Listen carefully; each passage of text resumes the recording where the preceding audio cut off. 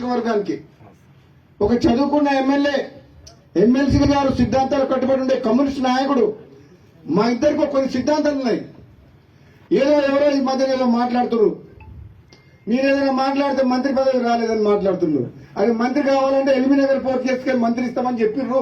నాకు వద్దని, నాకు మునుగోడు ప్రజలు కావాలని నేను ఇక్కడికి వచ్చిన.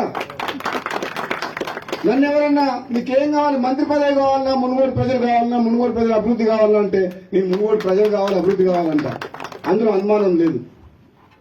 పదవిలో వెనకాల పాపులాడాల్సిన అవసరం నాకు లేదు. నాలాంటి మనిషికి అదృష్టం ఉంటే, నాలాంటి పదవి వస్తే, ఇంతకంటే పెద్ద పదవి వస్తే అది ప్రజలకే ఉపయోగపడుతుంది, ప్రజలకు లాభం అవుతుంది. కానీ నేను అందరిలాగా పదవులలోకి పోయి పైరవులు చేసి దోసుకునేటోళ్ళు అయితే కాదు. ఎవరికి కావాలి పెద్ద పెద్ద పదవులు? పదవులు అడ్డం పెట్టుకొని రాజకీయాల్లోకి వచ్చి, రాజకీయాలు అడ్డం పెట్టుకొని పదవుల్లోకి వచ్చి వేల కోట్లు దోసుకునేటోళ్ళకి వారికి పదవులు కావాలి.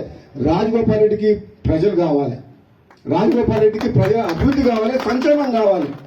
నేను మళ్ళీ చెప్తున్నా, ఈరోజు నేను కావాలనుకుంటే మంత్రి అయ్యేవాడిని.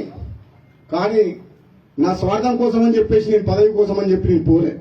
నేను మళ్ళీ ప్రజల కోసమే, మళ్ళా పార్టీ మారి కాంగ్రెస్ లోకి వచ్చి, మీరు ఇస్తానని హామీ ఇచ్చిండ్రు, ఇస్తారా ఇవ్వరా అది మీ ఇష్టం.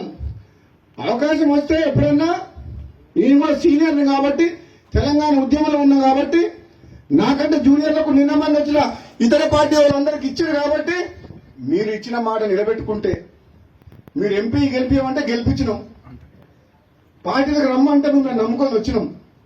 ఇస్తారా ఇయ్యరా అది మీ ఇష్టం. కానీ నేను మాత్రం పదవుల కోసం ఎవరింటికి పోయి కాలు మొక్కి మనసు చంపుకొని దిగజారడం మాత్రం జరగదు. పని బతుకున్నాగా ప్రజలున్నారు నా ఎమ్మడి.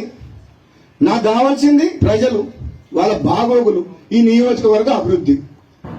ఒకవేళ ఏదన్నా నాకేదైనా మంచి జరిగితే వాళ్ళకి మంచి జరుగుతుంది, లేదంటే వాళ్ళ మధ్యనే ఉంటా, వాళ్ళ కోసం పనిచేస్తా, వాళ్ళ కష్టసుఖాల్లో పాల్పంచుకుంటా, వాళ్ళ కోసం ఎంత దూరం అన్న పోతా, ఎంత పోరాటమైనా చేస్తా, అవసరమైతే మళ్ళా త్యాగం చేసి పోయినసారి ప్రభుత్వాన్ని మీ కాళ్ళ తీసుకురాలే, తీసుకొచ్చినా కదా. నేను రాజీనామా చేస్తే మొత్తం టీఆర్ఎస్ ప్రభుత్వం 100 మంది ఎమ్మెల్యేలు మునుగోడు ప్రజల కాళ్ళకాడికి రాలేదా? అవసరమైతే అంత దూరం కూడా పోతా. నేనైతే భయపడా. మీ అందరికి మాటిస్తున్నా. మళ్ళా ఈ రోజు లచ్చమ్మ కూడా సబ్స్టేషన్ లో ఇక్కడికి వచ్చి నిరాకరించకుండా, నేను ఏదైనా మంచి పని చేస్తే మీకోసం చేస్తే తప్పితే, త్యాగమైన పోరాటమైనా మీరు తలదించుకునే పని నా ప్రాణం పోయినా చెయ్య. మీరు తలదించుకొని మీరు నన్ను ఓటేసి గెలిపించారు. Subscribe us and press the bell icon for more interesting updates.